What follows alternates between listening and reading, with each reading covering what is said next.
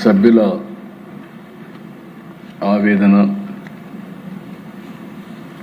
జరిగిన విధానంలో ప్రతి ఒక్కరు కూడా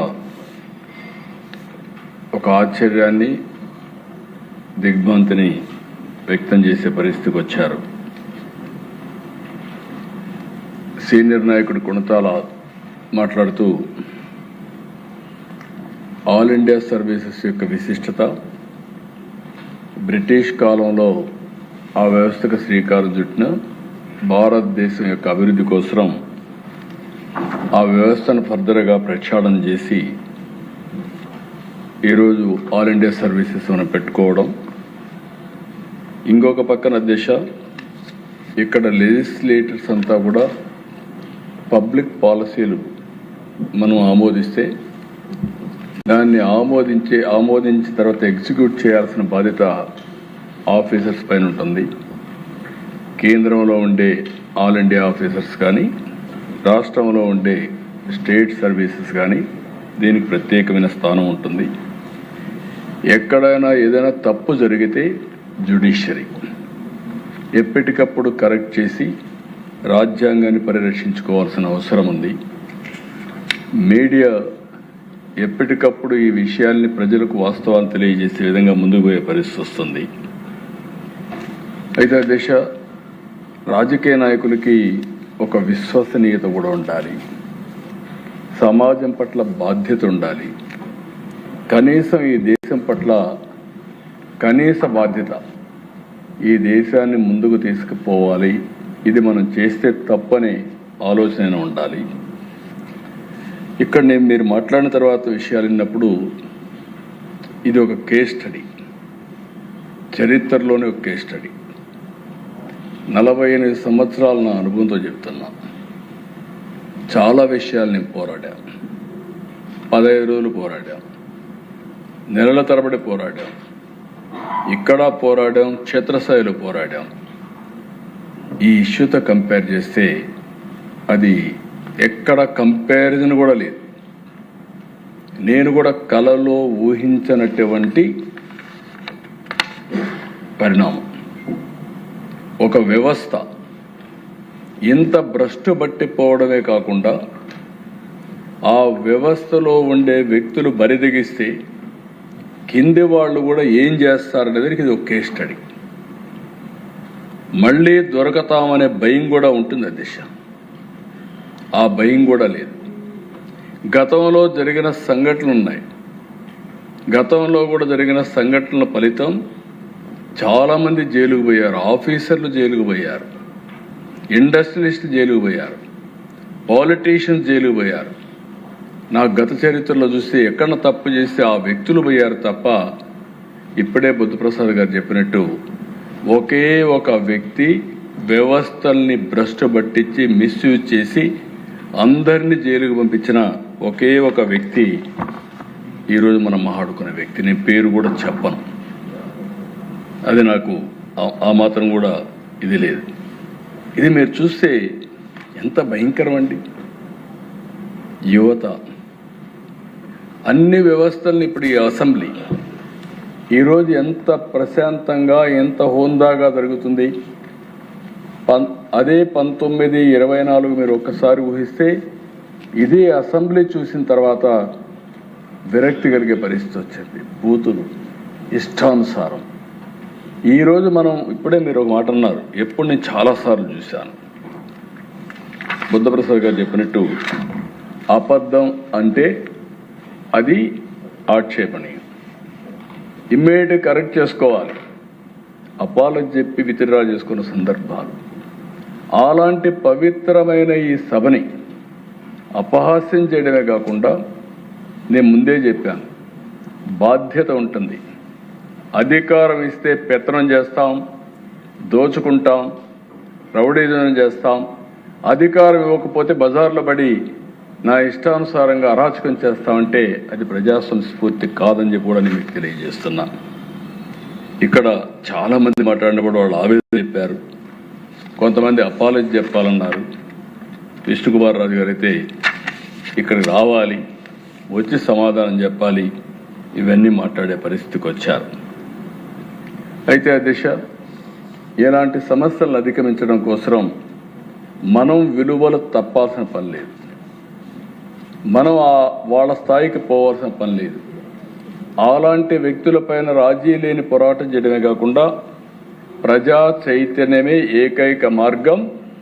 అదే 2024లో ప్రజలు బ్రహ్మాండమైన విక్టరీ ఎన్డీఏకి ఇచ్చారంటే 94% స్ట్రైక్ రేట్, 57% ఓట్లు వేశారంటే ఆ రోజు మన మీద ఉండే నమ్మకం నేను, పవన్ కళ్యాణ్ గారు, నరేంద్ర మోడీ గారు ముగ్గురు చెప్తే ఒక నమ్మకంతో ఓట్లు వేశారు.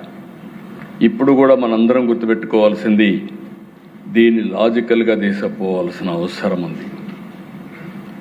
ఈరోజు సాక్షాత్ మన పిల్లలను చూస్తే నాకే ఆశ్చర్యం ఇస్తుంది.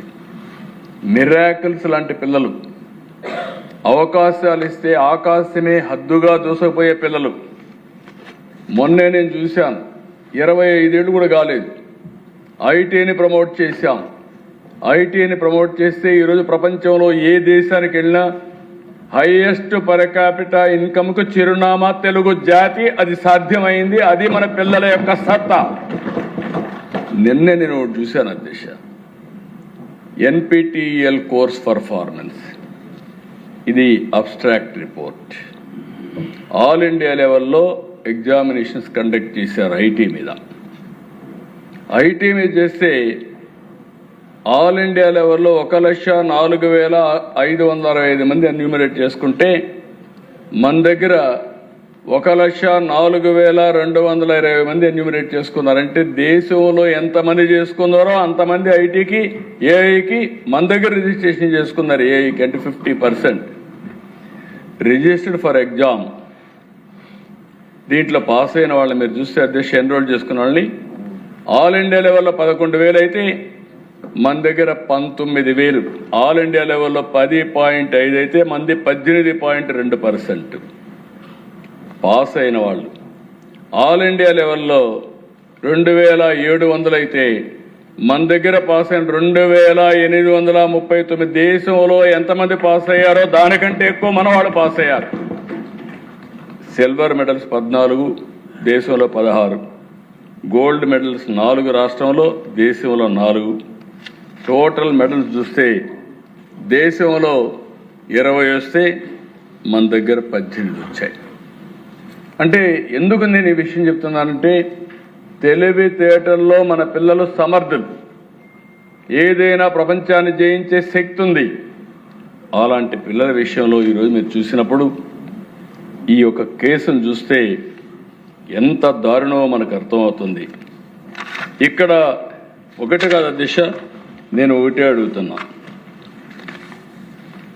ఈ 3 మొత్తం 29 సార్లు కోర్టులో ఇంటర్వ్యూని కానీ, కోర్టు డైరెక్షన్లు కానీ, కోర్టుని మభ్యపెట్టడం కానీ, మళ్ళా కోర్టుకు మన వాళ్ళు పోయేసి ఇది చేయడం కానీ, వాళ్ళు మళ్ళీ చెప్పడం కానీ జరిగాయి. బ్రాడ్గా చెప్తున్నాను అధ్యక్ష. మీరు ఒకసారి చూస్తే జూలై 22 ఆ రోజు, దానికంటే ముందు అధ్యక్ష 16/6/21 ఆ రోజు స్టార్ట్ అయింది రిట్ పిటిషన్. ఏమని, వీళ్ళు చేసేది మాన్యువల్గా చేయాలి, వీళ్ళు డిజిటల్గా చేస్తున్నారు, మాన్యువల్గా చేయమని డైరెక్షన్ మీద కోర్టుకి ఇస్తే కోర్టు 3 నెలల్లో చేయమని ఆదేశాలు ఇచ్చింది. ఆదేశాలు ఇస్తే అధ్యక్ష వీళ్ళు హైదరాబాద్ తీసుకెళ్తారు, ప్రైవేట్ ఏజెన్సీగా చెప్తారు, వాళ్ళ ఫ్రెండ్స్కి ఇస్తారు, ఇష్టానుసారంగా చేస్తారు. అక్కడి నుంచి మళ్ళీ తీసుకొస్తారు, కోర్టు చెప్పిన తర్వాత ఐలాండ్కి తీసుకెళ్తారు. అక్కడ పోయేసి మళ్ళీ మాన్యువల్ చేయమంటే డిజిటల్ చేస్తారు. మళ్ళీ అబద్ధాలు, కోర్టులో అఫిడవిట్ వేస్తాడు secretary service commission, there is no earlier manual evaluation as alleged by the petitioner between December 21, January 22. ఇది ఎప్పుడు అధ్యక్ష? జూలై 22 అక్కడి నుంచి మళ్ళీ అదే secretary January 23 a cheque was issued to the agency of some 1,14,32,312 rupees to take care of the logistics connected to various centers undertaken confidentially by the secretary from October 19 to February 22. Same టైంకి 1,14,00,000 ఖర్చు పెట్టామని చెప్తాడు.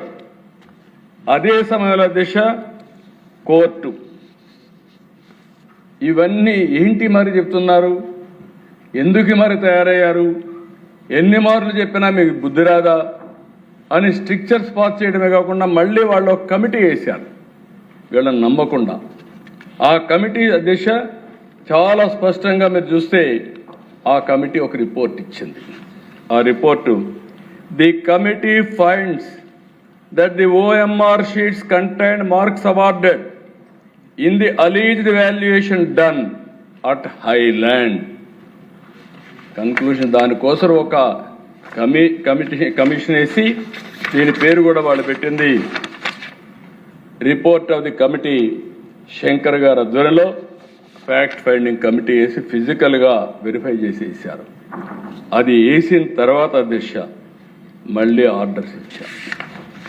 ఆ orders ఇచ్చినప్పుడు చాలా స్పష్టంగా committee చెప్పింది, ఇంతవరకు మీరు వేసిన అఫిడవిట్లన్నీ తప్పేస్తున్నారు, మిస్లీడ్ చేస్తున్నారు, కాబట్టి సిట్ని కాన్స్టిట్యూట్ చేస్తూ సిట్ని ఎంక్వైరీ చేసి డైరెక్ట్గా కోర్టుకు సబ్మిట్ చేయమని ఆదేశాలు ఇచ్చారు.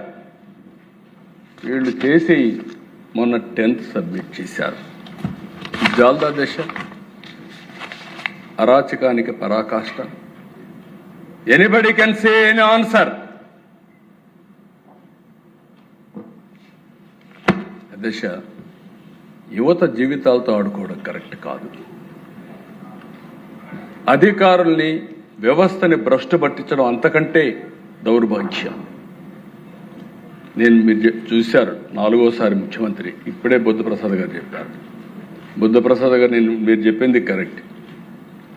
ఎంతమంది ఎన్ని ఒత్తిళ్లు తెచ్చినా నా జీవితంలో ఇంతవరకు తప్పు చేయలేదు, భవిష్యత్తులో కూడా చేయనని మీ సభ ద్వారా మీ అందరికీ విజ్ఞప్తి చేస్తున్నాను. ప్రజాస్వామ్యంలో ఎన్నికలు ఇవన్నీ వస్తూ ఉంటాయి, అమెరికన్ ఇది కూడా ఉంటుంది. అందుకే నేను చాలాసార్లు అన్నా, ఈ డబ్బులు ఖర్చు పెట్టేదే పోవాలి, అప్పుడు ఇలాంటి వ్యక్తులు కూడా ఉండరు, మనకు ఇలాంటి సమస్యలు కూడా రావు. దీనిపైన కూడా చర్చ జరగాలి. రాజకీయ పార్టీల పేరుతో విపరీతంగా దోచుకోవడం ఇవన్నీ కూడా చాలా దారుణ అధ్యక్ష. దానిపైన సెపరేట్ టైంలో డిస్కస్ చేస్తాను. ఈరోజు ఈ సభ ద్వారా మీ ఆవేదన, ఇదే ఆవేదన రాష్ట్రం అంతా ఉంది. ఎట్టి పరిస్థితుల్లో ఈ ప్రభుత్వం ఎవరిని ఉపేక్షించాం. టోటల్గా ప్రక్షాళన చేసి తిరిగి ఎవరన్నా చేయాలంటే భయం ఉండేట్టుగా శాశ్వత పరిష్కార మార్గం చూపిస్తామని మరొక్కసారి మీకు విజ్ఞప్తి చేస్తాను అధ్యక్ష. కడాన స్పీకర్గా మీరు కూడా మీ సీనియారిటీతో మీరు కూడా ముందుకొచ్చి, చాలా బాధాకరం, పిల్లల భవిష్యత్తు కోసం మీరు ఆలోచించమని మీరు కూడా ఇంటర్వ్యూన్ అయ్యారు. మనందరి బాధ్యత విలువలు కూడిన సమాజం కోసం పనిచేసే ప్రతి ఒక్క వ్యక్తి ఆలోచించాలి. వ్యక్తులు ముఖ్యం కాదు, వ్యవస్థ ముఖ్యం, సమాజం ముఖ్యం. మీరు చెప్పిన అన్నీ కూడా తీసుకుంటాను, ఇంకా చర్చ చేద్దాం, ప్రజలను కూడా ఇన్ఫర్మేషన్ పొందాం. ఎవరైతే ఇందులో ఇన్వాల్వ్ అయ్యారో వాళ్ళ విషయాలు మీరు చెప్పారు, వాళ్ళందరినీ మామూలుగా అరెస్టులు చేస్తే సరిపోదు. అవసరమైతే డెమాన్స్ట్రేటివ్గా సమాజం గుర్తుపెట్టుకునేట్టుగా మిగిలిన అధికారులకు కానీ మిగిలిన వాళ్ళకు భయం వచ్చేట్టుగా యాక్షన్ తీసుకోమన్నారు. నేను తప్పకుండా యాక్షన్ తీసుకుంటాను ఈ సభాముఖంగా హామీ ఇస్తున్నా. అదే కాదు, ఏ విధంగా తప్పించుకుంటారో దేశం. మీ దగ్గర చేసిన IAS IPS ఆఫీసర్, మీ ఇంటెలిజెన్స్ ఆఫీసర్, మీకు సమాచారం ఎప్పటికప్పుడు చేరవేయవలసిన వ్యక్తి, అలాంటి వ్యక్తి ఇంత ఘోరం చేస్తే దీనికి సమాధానం ఏంటి? మీకు బాధ్యత లేదు? సమాధానం చెప్పవలసిన బాధ్యత ఉందా లేదా అని అడుగుతున్నా. అతనికి ఏపీపీఎస్సీ, అతనికి ట్రాన్స్పోర్ట్ కమిషనర్, దేనికోసరం? అరాచకాలు చేయించడానికి. వీళ్ళందరూ కలిసి అక్కడ సెక్రటరీలని మిగిలినందరిని భ్రష్టు పట్టించి తప్పుడు అఫిడవిట్లేసి వాళ్ళపైన క్రిమినల్ ఛార్జ్ తీసుకుంటే వీళ్ళకి ఏం బాధ లేదు. ఇలాంటి తప్పుడు పనులు చేసి వ్యవస్థల్ని భ్రష్టు పట్టిస్తున్నారు. విశ్వసనీయతని కాపాడుకోవాలి, వ్యవస్థలు కాపాడుకోవాలి, ఇలాంటి వ్యక్తుల్ని ప్రక్షాళన చేయాలి. శాశ్వతంగా నేను మీకు ఒకటే హామీ ఇస్తున్నాను అధ్యక్ష, ఇంకా నేను చాలా సీరియస్గా ఆలోచిస్తా. రేపు సదరన్ కౌన్సిల్ మీటింగ్ కూడా ఉంది, దానికి వెళ్ళాలి. సౌత్ ఇండియన్ చీఫ్ మినిస్టర్స్ అందరూ వస్తున్నారు. అదే మరిగా అమిత్ షా గారు చైర్మన్ దానికి వెళ్తున్నాను. వెళ్ళి వచ్చిన తర్వాత అందరు ఫీడ్బ్యాక్ తీసుకుంటాను. టోటల్గా ఏపీపీఎస్సీని ప్రక్షాళన చేయడమే కాకుండా తిరిగి పునరావృతం కాకుండా కఠినమైన చర్యలు తీసుకొని ముందుకు పోతామని మీ ద్వారా ఈ సభకు హామీ ఇస్తూ, ప్రజలందరికీ హామీ ఇస్తూ మీరు కూడా ముందుకు రండి. ఇటీవల కొన్ని సంఘటనలు నేను చూశాను. ప్రజలు చాలా బాగా స్పందిస్తున్నారు. మంచిని మంచి అంటున్నారు, చెడును చెడు అంటున్నారు.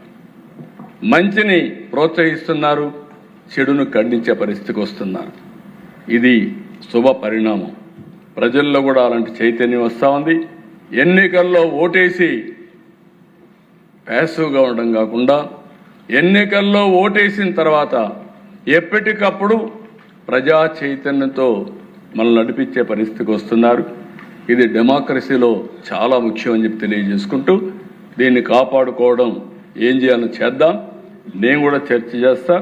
అందుకే నేను మొన్న ఒక మాట కూడా అన్నాను, 80వ స్వాతంత్ర దినోత్సవం ఇప్పటికీ ఇంకా 21 ఏళ్లలో భారతదేశం వికసిత్ భారత్ ద్వారా ప్రపంచంలో నెంబర్ 1గా ఉండాలి. అదే